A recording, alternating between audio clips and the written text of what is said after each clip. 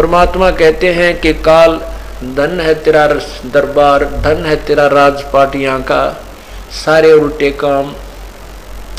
अज्ञानियों को तो महर्षि कहे, महर्षि शिवलाल, महर्षि दयानंद जी ने कहेगा बिना बेरा है, और ज्ञानी ने मूड गंवार। परमात्मा आए थे उनके बारे में कहते वो के जाना, वो तो तंबुए लेकर गाया करता था, अनपढ़ अशिक्षित था, गंवार था।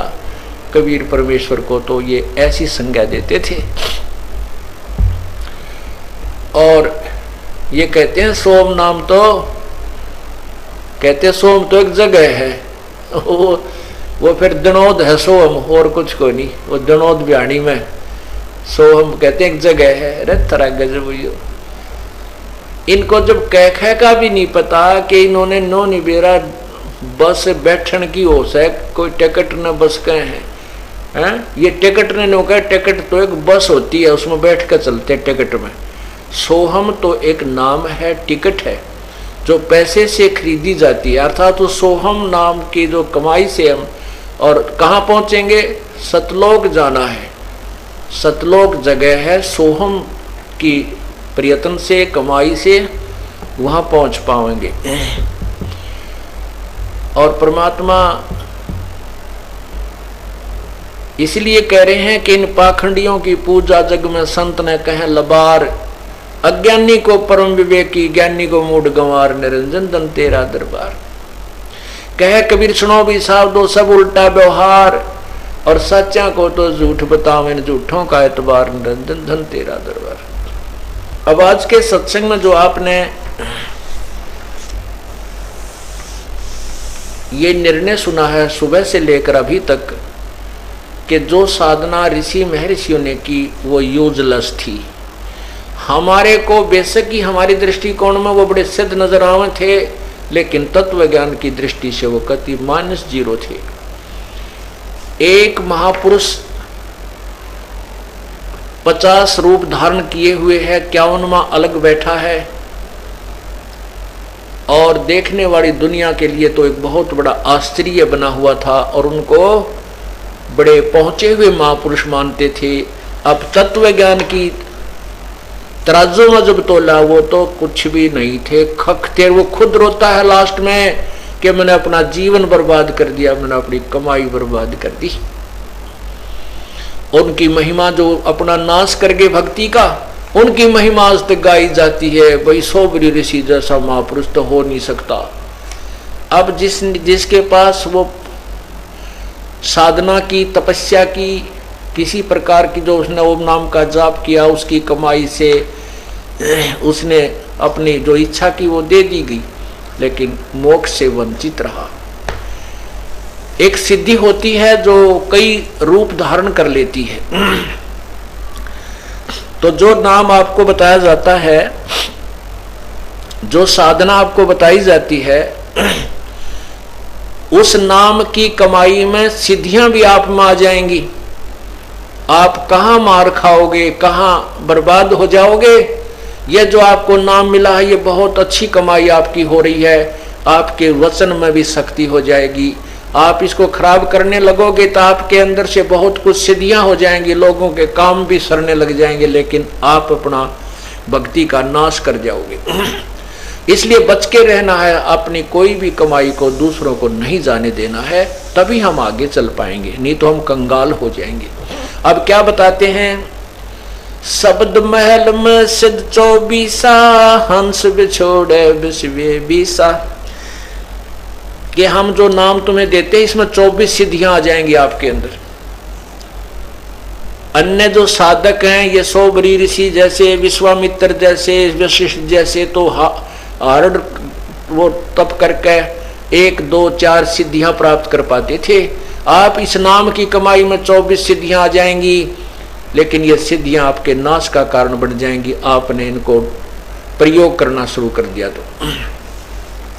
शब्द महल में सिद्धि 24 अंश बिछोड़े विश्वे 20, एक सिद्धि सुर देव मिलावे, एक सिद्धि मन वृत्ति बतावे, एक सिद्धि हो पौन स्वरूपी, एक सिद्धि हो अनुरूपी, एक सिद्धि निस्वासर जागे, एक सिद्धि सेवक हो आगे, एक सिद्धि सब सागर पीवे, एक सिद्धि जो सब गठ, एक सिद्धि स्वर्गापुर ध्यावे, एक सिद्धि सो सब गठ छावे, एक सिद्धि सब सागर पीवे, एक सिद्धि सो भव जुग जीवे, एक सिद्धि जो उड़े आकाशा, एक सिद्धि परलोक के वासा, एक सिद्धि कष्ट तन जारा, एक सिद्धि तन हंस नियारा, एक सिद्धि जल डूब न जाई, एक सिद्धि जल पैर न लाई, एक सिद्धि बहु चोले धारे, एक सिद्धि नी तत्व विचार, एक सिद्धि पांचों तत् नीरम, एक सिद्धि जो वज्र शरीरम,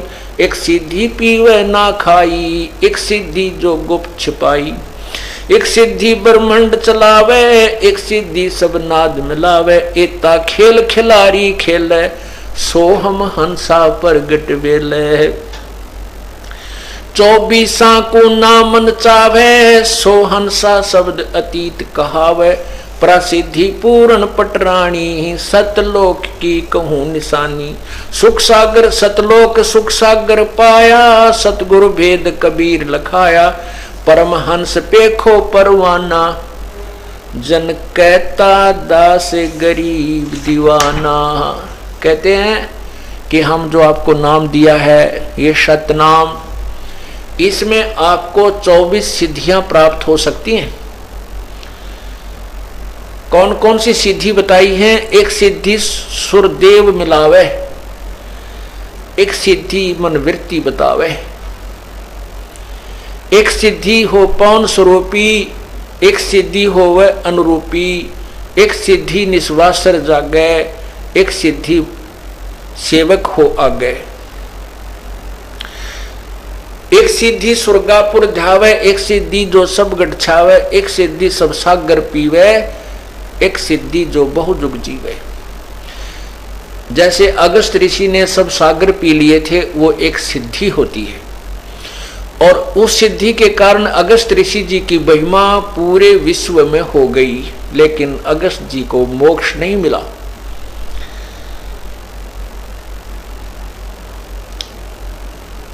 एक सिद्धि जो उड़े आकाशा, एक सिद्धि परलोक के वासा। सुखदेव ऋषि में सिद्धि थी आकाश में उड़ जाने की और दूसरे लोक में पहुंच जाने की, लेकिन अंत में उनको भी बताया गया कि ये जो पूर्व जन्म की आपकी कमाई है, उस जन्म की आपकी सिद्धि अभी तक आप में काम कर रही है। यदि आप भविष्य में अपनी पुण्य कमाई नहीं करोगे तो ये सिद्धि तो बैटरी सी चार्ज है, ये डिस्चार्ज हो जाएगी और फिर आपका जीवन व्यर्थ हो जाएगा।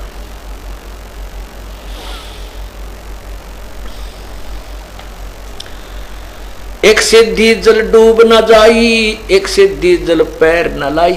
एक सिद्धि ऐसी होती है जो पानी के ऊपर थल की तरह चलते हैं।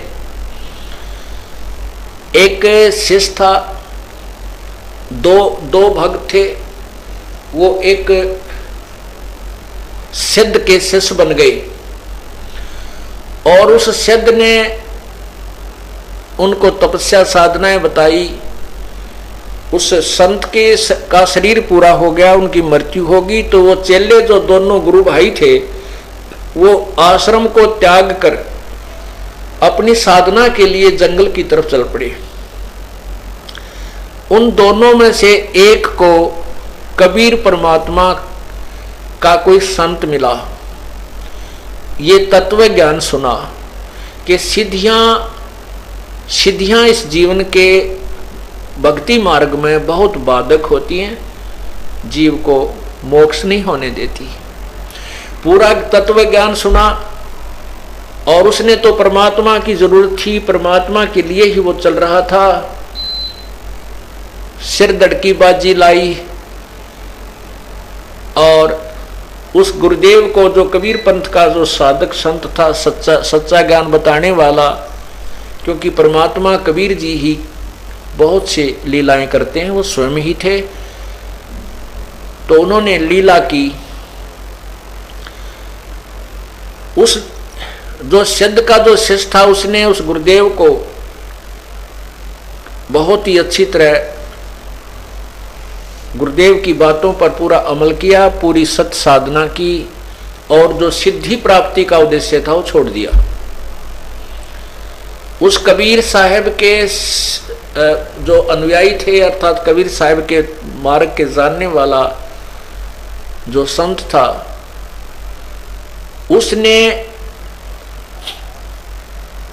उस शिष्य को जो सिद्धि प्राप्ति के लिए चला था, फिर तत्व ज्ञान समझकर उनका शिष्य हो गया था, उसको नाम देने का आदेश दे दिया उसकी सच्ची लगन देखकर, और स्वयं अंतर ध्यान हो गए।